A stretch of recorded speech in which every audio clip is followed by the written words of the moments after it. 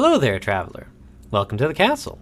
Or, I guess more accurately, Sleepy Sea by Bebe. I'd like to share my thoughts about a book I've read, if you're willing to indulge a dragon.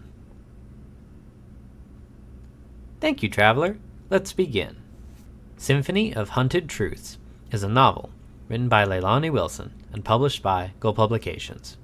Gull Publications is no longer in business, but you may be able to find a copy of the book on Amazon. The second book in the series picks up on the first book's cliffhanger and focuses on Verse and their return to their homeland of Kaimusu. The majority of the book focuses on Verse catching up with everything that has happened while they were away. This in turn helps them to find out more about their past and gets them a step closer to figuring out Lyricos. I really appreciated that this book built on the foundation of the first and started to explain a lot of the unanswered questions that were left hanging at the end of Book 1. I feel as though I understand the state of Alancia and why the world is the way it is a lot better now. And that has gotten me even more interested in seeing what happens to the characters in the next installment. I felt like the pacing in this book was an improvement over the first.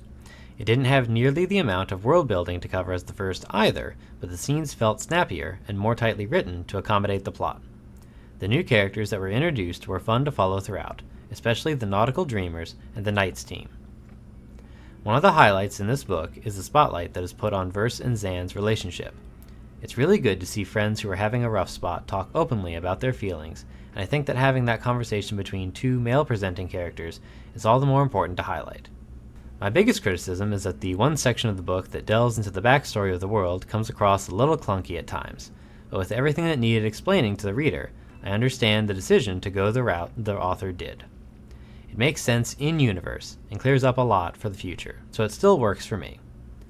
All in all, a solid follow-up to the first, and I'm excited to see where the story goes from here.